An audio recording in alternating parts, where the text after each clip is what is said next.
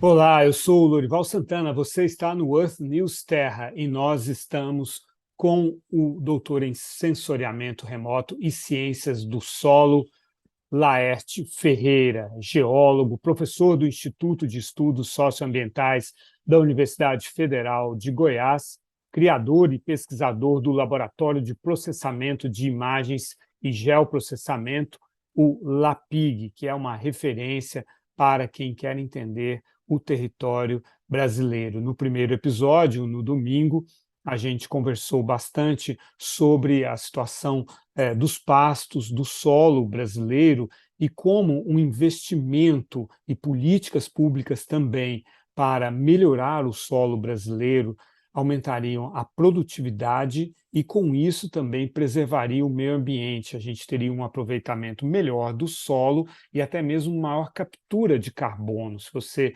não ouviu ou não assistiu esse programa, vai lá no seu agregador favorito de podcast ou no nosso canal do YouTube, no Earth News Terra. A gente conversa agora sobre o que aconteceu com o fluxo de investimentos em projetos ligados à sustentabilidade nos últimos anos. Laerte, como está essa questão dos recursos internacionais que se destinam ao Brasil para ajudar em todos esses projetos ligados à sustentabilidade? Bom, mais uma vez, obrigado, Lorival, pela oportunidade, pelo convite para estar aqui. Eu sempre falo aqui na universidade que o mundo tem muito dinheiro, há muito dinheiro do mundo, né? Esse dinheiro ele se desloca de lugares para lugares, né? Enfim, ele vai.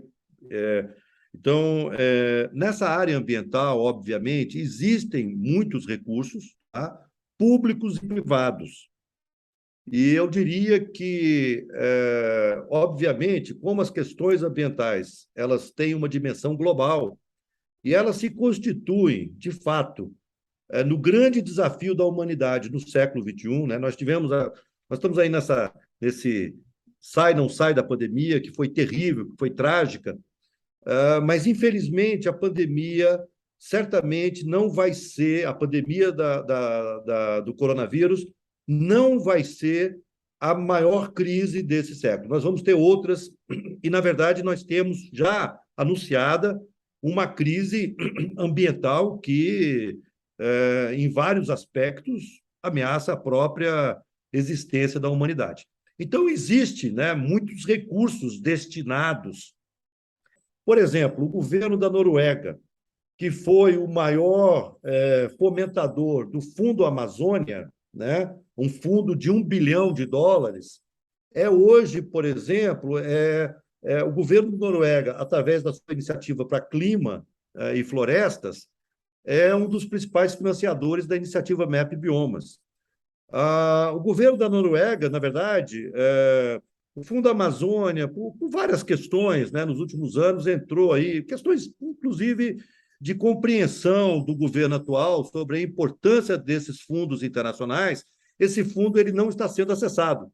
Mas é interessante que a Noruega, por exemplo, tem colocado à disposição do Brasil e de outros países no domínio tropical, na faixa tropical, imagens satelitárias de alta resolução espacial. Então, nós temos hoje, né, imagens que são imagens privadas, adquiridas por satélites privados, que são colocadas à disposição de forma pública e gratuita de todo brasileiro, todo cidadão brasileiro, né? Então, assim, esse fluxo de recursos, ele existe, esse potencial, ou a disponibilidade de recursos existe, né? E aí é importante falar da filantropia internacional, né? Vários fundos, né? Existem, novamente, fundos nacionais, fundos multinacionais, e aqui me ocorre agora a JICA, né? A Japan International Cooperation Agency, né? Que tem colocado, inclusive, recursos no bioma cerrado.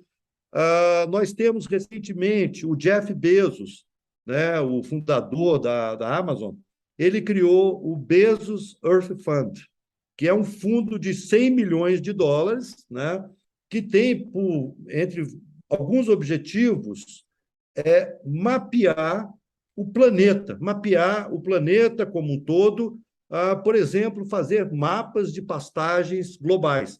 Aliás, nós estamos, o LAPIG está participando dessa iniciativa. Então, enfim, existem recursos, nós temos que criar parcerias, né, criar cada vez mais, nos instrumentalizarmos para acessarmos esses recursos, tá, que são necessários. Existe também, é importante falar da filantropia nacional. Eu vejo com muitos bons olhos que começa a surgir no Brasil a filantropia, as grandes famílias, as grandes fortunas começam com fundos, né, filantrópicos. Isso é extremamente importante. Me ocorrem aqui agora dois fundos importantes. O fundo ligado ao João Moreira Salles, né, editor, né, que foi editor, fundador da Piauí, que criou, tem duas iniciativas fantásticas. Uma delas criou o Instituto Serra Pileira, que fomenta ciência de ponta, tá? Na área de exatas e biológicas. O João Moreira Salles também criou um fundo para a revista Piauí, é importante, né, mencionar isso. E nós temos, por exemplo, né, o empresário Guilherme Leal, ligado à Natura, né, o fundador da Natura, que criou o Instituto Arapiaú, que também traz contribuições muito importantes para o MAP Biomas. Então, nós temos recursos, e aí não só financeiros, mas recursos de dados para nós conseguirmos entender melhor o nosso território, conhecer melhor esse território, monitorar esse território e ocupar esse território de forma mais otimizada. Laerte, na nossa primeira conversa no domingo, você mencionou que uma pastagem mais bem cuidada, uma pastagem mais adequada, ela também, e também, enfim, a agricultura de maneira geral, pode capturar mais carbono, né? E a gente tem aí esse novo mercado de carbono, né? Como é que o Brasil, ao entender melhor o próprio território, pode criar parâmetros econômicos, né, e científicos, baseados na ciência, tem que ser, né, para aproveitar melhor essa possibilidade de vender créditos de carbono? Não, excelente. Há muitos anos a gente ouve falar nesse mercado de carbono, mas é um mercado que, de fato, nunca conseguiu se estabelecer, né? Se consolidar, né? Então, muita gente fala, novamente, há pelo menos 20 anos, a gente vem falando em mercado de carbono, no potencial gigantesco desse mercado. O grande desafio para nós termos, de fato, um mercado de carbono operacional, né? Que, de fato, consiga trazer recursos, enfim. O grande desafio está em estabelecer linhas de base. O que era, o que é, né? Então, eu tenho que ter referências. E eu diria que nós estamos caminhando também a passos largos nesta direção. Então, o mundo todo hoje, né, tem como um dos grandes desafios das pessoas que trabalham na área ambiental, trabalham com sensoramento remoto, trabalham com solo, é monitorar o carbono. E nós já estamos conseguindo fazer isso em escala global, né? Eu falo, tem várias iniciativas fazendo isso, mas ainda com um nível de detalhe espacial muito grosseiro, aquém do que a gente necessita para conseguir monitorar. O ideal é a gente conseguir falar, por exemplo, chegar numa propriedade rural e falar, olha, neste ano, o estoque de carbono no solo era, né, esse, gramas por metro quadrado de carbono, era esse. E anos depois, com práticas mais sustentáveis, com manejo mais adequado, esse carbono aumentou, carbono no solo. Então, esse proprietário seria, eventualmente, objeto de algum tipo de compensação financeira. Nós estamos avançando nessa linha, tá? Eu posso falar de duas iniciativas que estão começando, que estão acontecendo no Brasil, na verdade, uma iniciativa. No âmbito do MAP Biomas, nós criamos, em 2021, o que a gente chama de MAP Biomas GT Solos. E aí nós, enfim, reunimos um grupo de especialistas, é assim que o MAP Biomas funciona, e aí a gente cria lá, a gente tem as reuniões online, enfim, a coisa fica frenética, e nós estamos lançando em setembro, por volta de setembro, outubro, a gente ainda tem que acertar direitinho a data, nós vamos lançar a primeira coleção histórica de estoques de carbono no solo brasileiro para todo o território nacional, todo o território emerso, né, com um nível de detalhe espacial de 1 hectare, o estoque de carbono para as áreas nativas, naturais e agrícolas, de 1985 até 2021. Não existe mágica, na verdade, o que existe é muita ciência e a gente sabe que a gente ainda está longe de ter números bem estabelecidos. Mas o mercado de carbono passa por aí, passa por eu conhecer o que é, o que era e o que pode vir a ser em função do manejo. Falando da pastagem, nós fizemos um levantamento, mapeamos com um nível de detalhe, tá? De cerca de 50 hectares, uma precisão de cerca de 50 hectares, para toda a área de pastagem no bioma cerrado, os estoques de carbono, também desde 1985. O que a gente percebe nas áreas de pastagens do bioma cerrado? É que de 85 para cá, nós perdemos cerca de 5 toneladas de carbono por hectare nessas áreas de pastagens. Tá? Por quê? São pastagens, né, nós consideramos nesse trabalho de modelagem um manejo intermediário. Então, são pastagens que não são manejadas da melhor forma possível, né? Não são, a gente não considera que são pastagens extremamente degradadas, mas certamente são pastagens aquém do seu potencial e aquém do manejo correto. Agora, nós pretendemos, né, e pretendemos levar isso, inclusive, para a COP este ano, lá no Egito, nós estamos com o desafio de, até 20 de outubro, nós gerarmos cenários alternativos para as pastagens do bioma cerrado. Basicamente e se as pastagens forem bem manejadas, o que acontece com esses estoques de carbono? Claro que são resultados experimentais, nós estamos falando de resolução espacial de 1 quilômetro, mas são resultados que começam a mostrar o seguinte: olha, nós precisamos estimar corretamente, cada vez mais, de forma cada vez mais acurada, estoques de carbono no solo. Existem maneiras, existem métodos, né, estratégias para que nós possamos fazer isso. Mas, para tanto, nós precisamos cada vez mais também conhecer o solo. Não é só o que está acima do solo. Nós precisamos. Existem algumas iniciativas em âmbito governamental, né, entre elas a principal, o Pronasolos, que é uma iniciativa para se conhecer melhor os solos brasileiros, uma iniciativa da Embrapa. O MEP Biomas está vindo ao encontro dessa iniciativa, no sentido de apoiar essa iniciativa, mas nós podemos sim, e aí eu sei já de bancos, por exemplo, no Brasil, que querem determinar, encontrar maneiras de estimar níveis de carbono em propriedade rural. Ou seja, daqui a pouco, o empréstimo bancário ele vai levar em consideração também o risco ambiental da propriedade, né?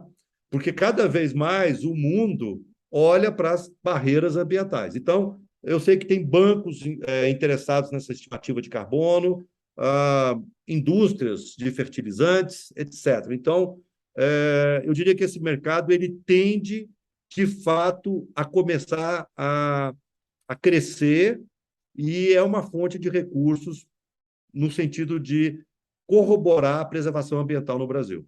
Pois é, vamos até explicar um pouco para quem é menos familiarizado com essa questão do mercado de carbono, né? Foi uma criação realmente.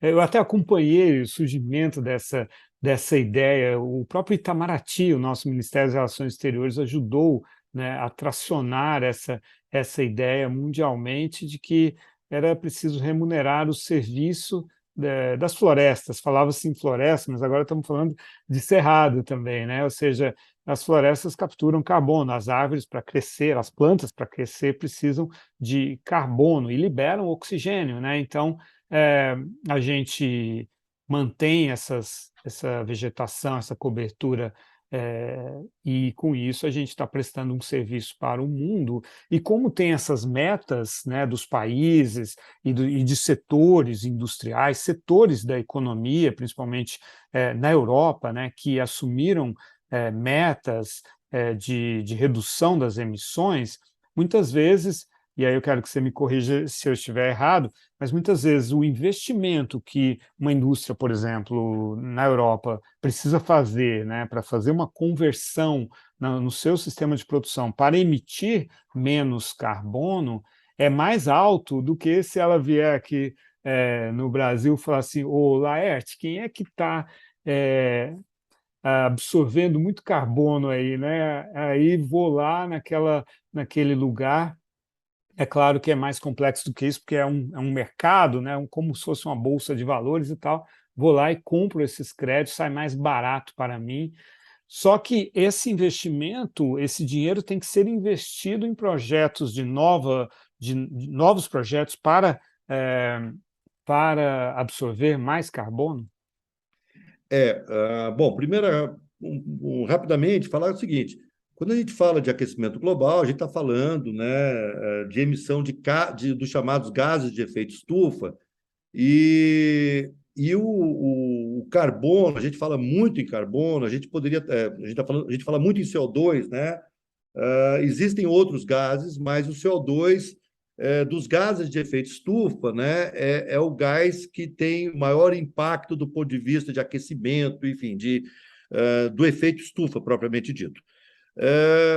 Quando a gente fala de recuperação de áreas degradadas, nós estamos falando em aumentar o sequestro de carbono. Se eu recupero uma área degradada, eu tendo a aumentar os estoques de matéria orgânica, de carbono, no solo, né? Então, é por isso que é muito importante a recuperação de áreas degradadas.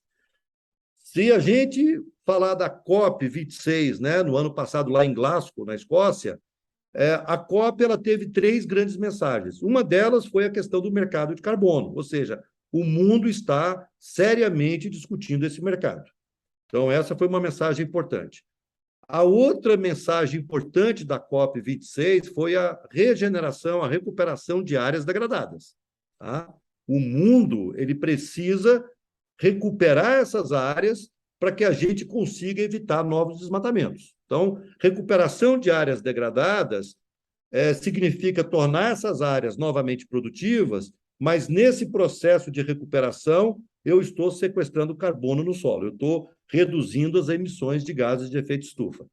E uma terceira mensagem muito importante da COP26 foi a questão das emissões de metano. A gente fala muito das emissões de CO2, mas as emissões de metano, principalmente ligadas à atividade pecuária, né, o CH4, são igualmente importantes, né?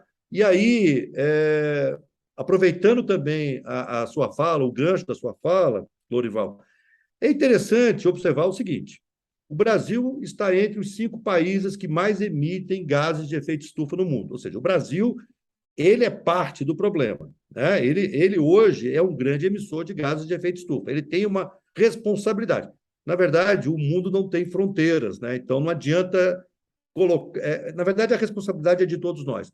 Mas é importante também ressaltar que das emissões brasileiras, cerca de 80% das emissões estão ligadas às mudanças na cobertura e uso da terra, estão ligadas ao setor agropecuário.